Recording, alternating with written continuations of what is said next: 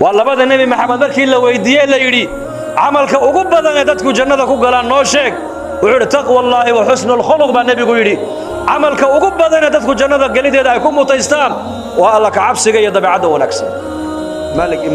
Malik bin Dinar Abu Abdullah ayaa habeenada kamida waxa lagu yiri manam baa lagu yiri manam kaco masaajidka inaan dhalinyaro ku dhex jiro 3 maalmood cunto aanan cunine qaado cuntada u geey baa lagu yiri waa manam uu kacay marka sheekhi kolkii wadradii tukaday cunto soo diyaariyay miskiidkii buu yimiday wuxuu yimiday nin yaro shaaba oo qaa'im bil-leyl habeenkii sida u taagan oo quraanka Ilaahay akhrisanaya markaas uu keenay cuntadii markay wada cunteeyeen ayuu ku yiri aqalkaygu ma fogo laabkan markaad ka soo laabto laabka kale ka wayaan igu kaalay buu markaad cunto u baahato yarkii yara uu xanaaqay sheekh buu ka yiri hore ma adii taqaanay buu may anu maan ku aqaanay maya anu intaan ku imid baahideeda ma ku sheegtay maya xalay adiga oo jiifa kii amarka kugu siiyay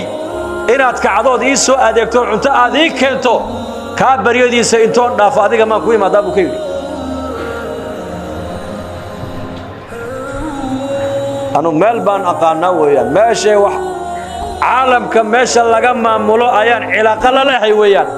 adi baahideyda ku imani maayo kuna sheegani maayo baahideyda Ilaahay baan u sheegtaa buu ka Ilaahay waa ka xalay adoo aan war iga qabin saqda dhaxa amarka kugu siiyay inaad kacdo oo ii keento cuntada ka baan bariyaa cid kale ma bariyo buu anigu horumarku waa kaas dhalinyarada inay horumarto ma doonaysan intay maanta dhalinyaradeen Ilaahay ku xidhan tahay horumar waa taas waxaan nagu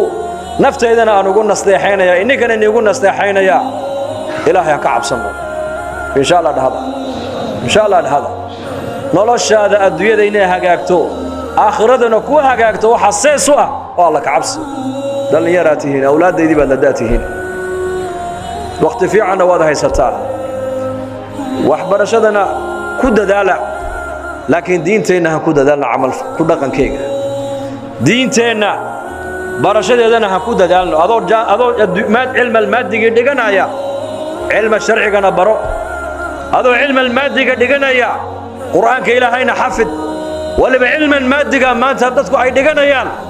waxa uu dadka ka dhaadhicinaya wax walba waa naatiir wax walba wadi fahmaysaa ma noolayn wax walba waa natural tabiici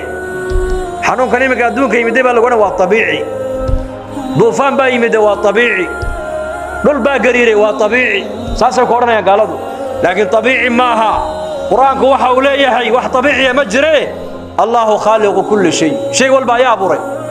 Ilaahay baa abuuray wa cilmigan maadiga ee maanta dadkeenu ay dhiganayaan meelaha quraanka uu ku khilaafsan yahay ba kama tahay ikhwaani walaalayaal alla ka cabsi hadaa leedahay oo qoonta aad baranayso baraka yeelan cimrigaagu baraku yeelan shaqadaad ka shaqaysa baraka yeelan waayo qofku amaano inuu yeesho ma diblomka keenay mise iimaanka keenay bali sheega ima fahmin hadalkayga anu malayn qofku inuu noqdo run sheege ma diblom baa loo soo qaataa oo jaamacad baa looga soo baxaa mise inuu qofku run sheege inuu noqdo iimaan buu baahan yahay la ka cabsi bali warramay inuu qofku noqdo baarul waalidayn qof labadiisa waalid baar waa inuu noqdana ma jaamacad baa loo soo bartaa mise iimaan iyo la ka cabsi u baahan tahay amaano qofku inuu yeesho amaano qof la aamino inuu noqdo ma diblom bay u baahan tahay uu oran karaa qofku diblom waxaan la soo qaatay anigoo la soo siiyay inaan ahay ninka qaaradda Afrika ugu aaminsan ugu amaano fiican ma jirta jaamacad intoo la galo kii beenaalihii rusheega ka soo saaraysa kii dabeecadda xuna dabeecad wanaagsan ka dhigaysa kii mujrimkii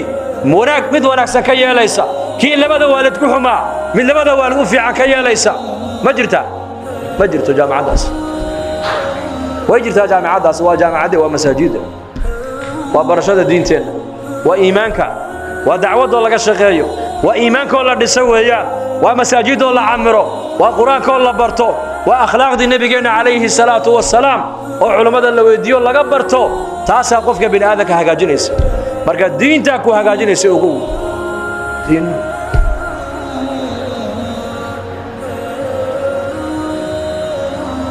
xafiis nin ganacsada uu leeyahay ayaan maalin galay waa ziyaartay oo salaamu calaykum halkan waxa hor taala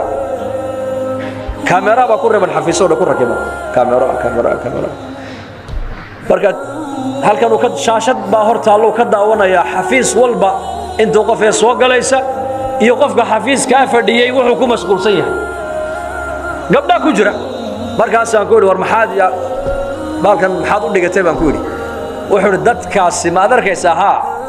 ilaahay ka baqi maayana kameraga ka baqan buu hay ka baqayaan shaqadana way khaayimi jireen wayna idhici jireen buu yiri laakiin kameraga markaa sameeyay waa ka nabad galay buu tuugadii way yaraatay buu marka dhooftidna mobilka kala socda buu GPS baa igu sameeysan halkan kala socda buu macnaha ninkaasi waxa uu leeyahay lisaanul xaalkiisu dadka aniga ii shaqeeyo oo dhan waa wada tuug haddaan kameraga dul dhigin ma aaminayo way wada dhacayaan soo salaama saasuu lisaan xaalkiisu dhigaya haddana maalin kale ku isaga la shaqeeyo muddo la shaqeyn jiray ayaa la waraysto lagu yiri war ninka bariyo badan buu la shaqeysaaye lacag muxuu ku siiyaa wallahi $200 buu siiyaa damani biriya markaasuu maalintii aan shaqada la qoray waa 8 sano ka hor lacagtu iigu bilaabay buu ilaa imika isiiyaa ninka shaqaalihiisa ugu shaqo fiican la soo shaqeeyana waan ahay bil kastana wuxuu igu yiraahdaa waan kugu biirin addoonkaas cid ka been badan oo wadanka ku nool ma jirto buu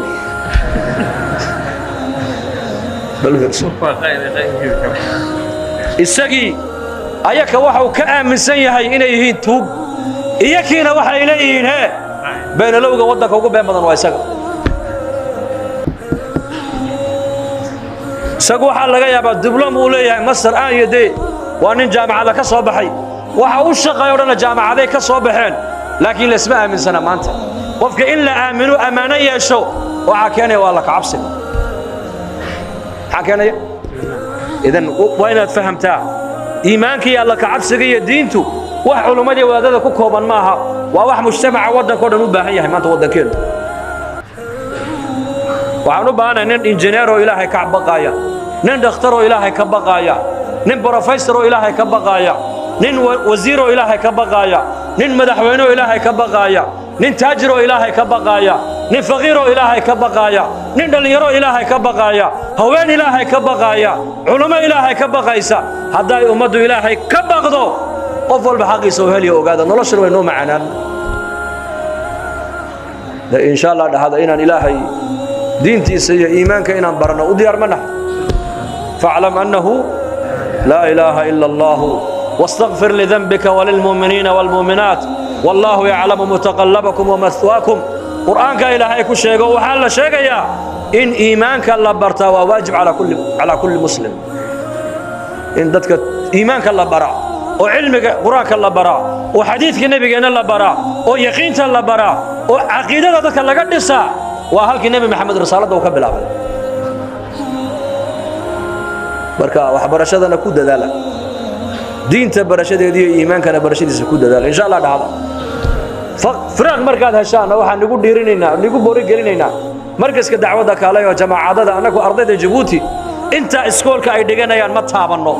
وعنا تعليم تكون مشغولة